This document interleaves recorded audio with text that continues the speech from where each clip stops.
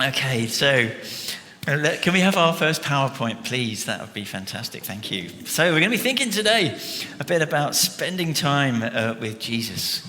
Who saw this on Wednesday? Yeah, did anyone else see that on Wednesday? Not that many. I was so buzzed. I'm really into space and planets and the sun, and I used to pore over these books when I was a kid. So this is created by what? Who can tell me what I used to create these images? Go on then, Rosa. I did use a colander for one of them, that's right. Yeah, that's one with lots of patterns. The other one? With just the one thing? It was a pinhole, that's correct. Yeah, just a tiny little hole in a piece of cardboard. So there's me holding my colander away from my piece of paper that it was projecting onto by the window. And I was able to create this image of the sun, and you could see this. You weren't supposed to look at it. I hope you didn't look at it. No one hurt themselves, did they, looking at the sun? Crumbs, no. Anyway, so what you're supposed to do is have your back to the sun and map it coming across the moon. And, hang on, wait a minute. No, map the moon going across the sun, and there it was, biting chunks out of the sun as it went across. Absolutely incredible. I thought it was great. And something unusual was happening, something about that really, really happens, maybe sort of once in a lifetime experience, that you'll actually have no cloud and be in this country and see that event. And you know, you felt like you were part of something that was quite unusual, quite incredible. And you know, when people met Jesus, they had that feeling too. They felt that they were part of something unusual and incredible. Or at least some of them did. You know, for some of them it just passed them by, and they didn't really connect with what was going on. But for others, they realised that there's this normal guy, but actually no, there's something incredible about him. There's something unusual about him as he spoke and in the things that he did, particularly when he did a miracle. And we've looked at people, haven't we, in our series over the summer who met with Jesus. We looked at the story of Peter, Simon Peter, the fisherman, and then Zacchaeus. Peter took us through Zacchaeus, the tax collector. We looked at the woman at the well. And this was someone very special that they'd all met. And they were transformed when they met with Jesus. Jesus dealt with their guilt. He helped them to see the opportunity of new life in following him. He helped them to make friends with people that they'd fallen out with, deal with difficult situations, help them to share if they hadn't been able to share, or help them to deal with situations now that they didn't see a way out of. And Jesus is really special. And we get that opportunity to meet with Jesus too. We can meet with him today. Not in physical person, but we can meet with him through his Holy Spirit. And as he is present with us, in his presence with us. So in our story today, Jesus is going to come for dinner with two sisters. Okay, so can you imagine having a famous rock star or an amazing singer or a famous footballer who was at Bangor Festival yesterday? Yeah, did you see any of the singers? Yeah, did you? Yeah, we saw the lady who was from Gijs, you know. That was exciting. See someone who'd been on TV. So who would you want to come to your house for dinner? Anyone you can think of, come for dinner. Come on, give me a name. Who do you want to come for dinner? You're not very sociable, are you? Gracious me, come on. Don't want to share your dinner. Don't blame me, it's probably really tasty. Come on then, who would you like to come for dinner?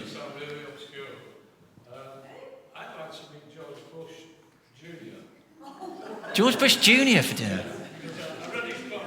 Okay.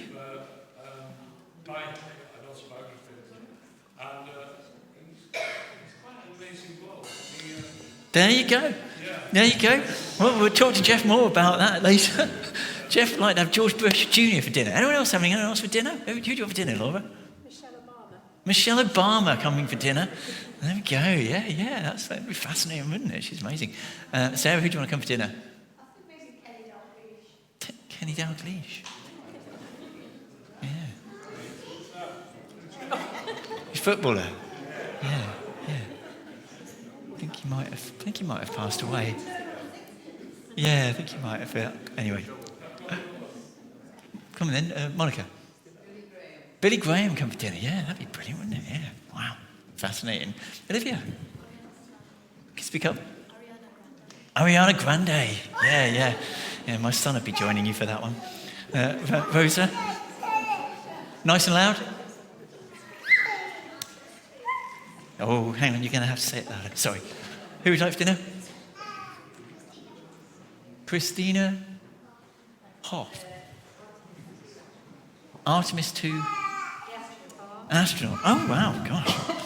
Oh, there we go. Wow, very impressive. Yes, get a female astronaut in for dinner. Brilliant. Right, well, we're going to have some amazing people for dinner. Well, just imagine Jesus coming to your house for dinner. Whoa. Wow. What do you do? Okay, well, let's see what Mary and Martha did. Here's our Bible reading from Luke 10. Okay. Jesus and his disciples, this is from the New International Reader's Version of the Bible, slightly shorter sentences. Jesus and his disciples went on their way. Jesus came to a village where a woman named Martha lived. She welcomed him into her home. She had a sister named Mary. Mary sat at the Lord's feet, listening to what he said. But Martha was busy with all the things that had to be done. She came to Jesus and said, "Lord, my sister has left me to do all the work by myself.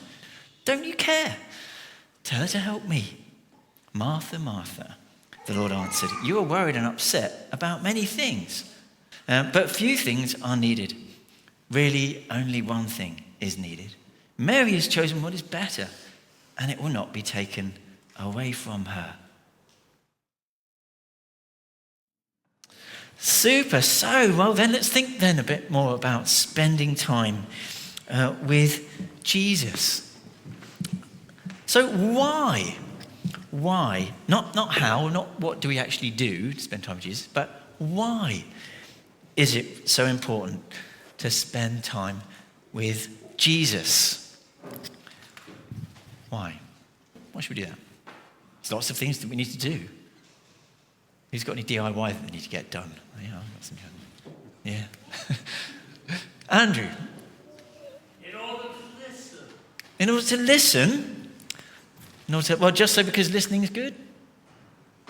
Why do we want to listen to Jesus? To listen? Can we? Yeah, that's good. That's good. We develop that a bit more.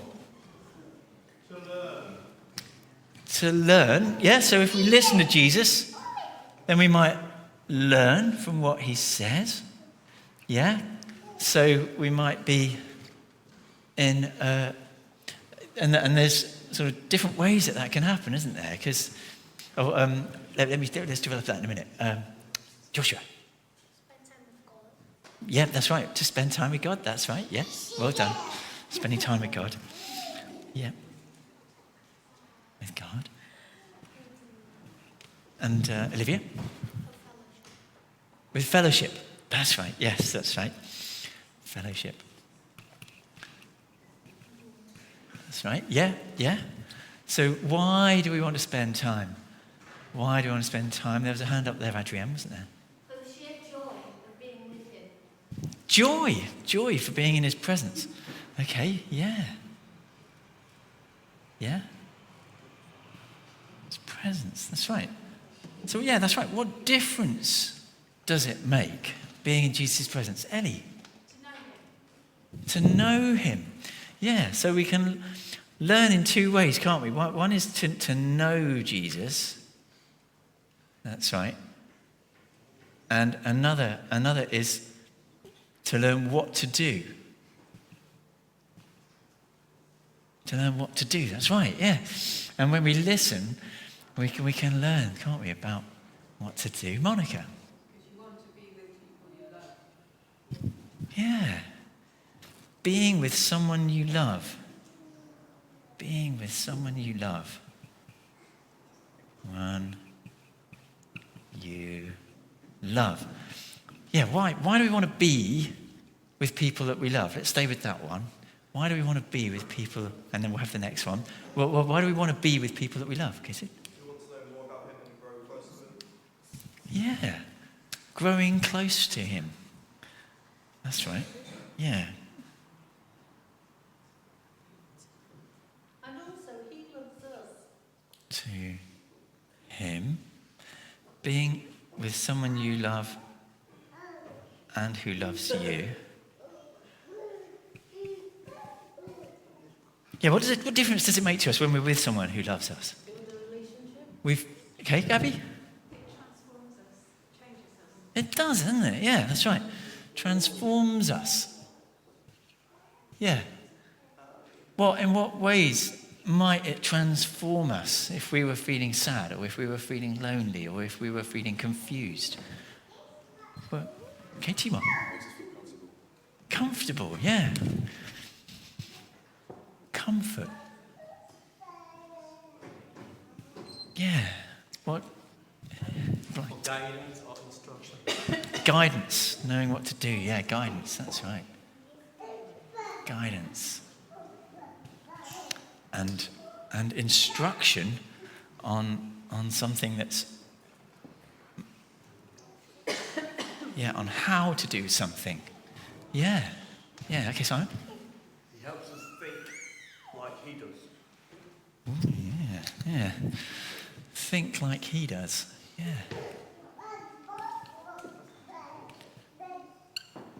Yeah, because the way Jesus thinks isn't always the way that the world thinks, is it? Jesus doesn't always think the same way. Because whilst the world is saying, well, make as much money as you can, Jesus is saying, well, maybe you go and help that person over there. Or, yeah, make some money, that's good. And bless the economy, but let's, do it in good ways. Okay, Trudy. Challenge. The challenge of, what Jesus wants us to do with our life. That's right. He might have some crazy plans, but it's going to be possible for us, isn't it, Trudy? In his strength. That's right. Okay, back. Yvonne. Finding peace. Finding peace. Yeah. Finding peace. It's cool, isn't it? Do you know, I think you've done pretty well, actually. Anyway, Mike. If you're going to listen to someone, you might as well talk to them as well. So we can talk to him. Yeah, that's right. That's right, yeah. So we want to talk to God. In prayer, that's right. And as we articulate things, either in our minds, or we might even write them down, we help to make sense of what's going on in our own heads, don't we? Just that process of actually articulating something to God is helpful, but we believe also that he hears us, and that he acts. And it makes a difference in our lives and in the lives of others when we pray. Yeah. I think you've got most of these things here. That's brilliant. He's like our best friend. His influence molds and shapes us into the best people we can be. And as we listen to him, and we owe him our lives. We owe him our lives. That's worth a bit of thought, isn't it? Actually, Jesus created us, and there's a command. There's a sense of obligation to find our God and to worship him. But Jesus spent time with God, and then he models that for us. So in following Jesus, we see his model, and we need to do that as well. But there's so many benefits in the time that we spend with Jesus. Wow. Yeah, it's inspiring, isn't it? Quite inspiring seeing that list together. But so what can prevent us from spending time with Jesus?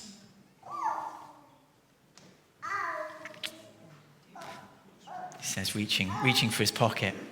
He says, am I going to get to my pocket before anyone tells me what it is that I'm going to pull out of it? What's that, Rosa? What you got? My phone. Yeah, my phone can be a distraction from spending time with Jesus. It doesn't just ring when someone rings me. I'm conscious that it's there.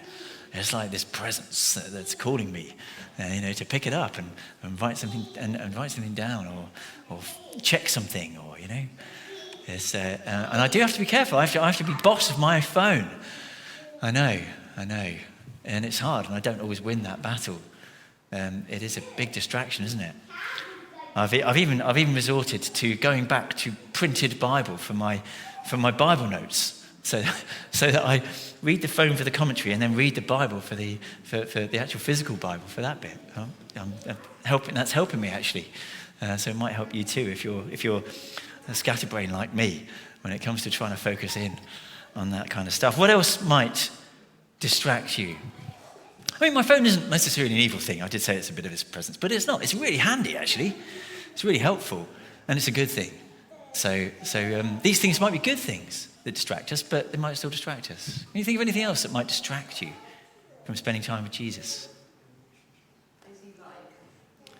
Busy life. Yeah, this is it. Life's busy, isn't it? There's just a lot going on. Yeah. What would like? Do you want to expand on that? Anybody? What you got there? Joshua. Can't hear you. Sorry, buddy. Speak up.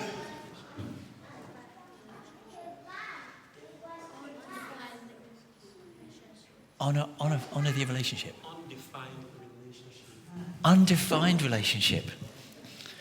Yeah. I think. Yeah.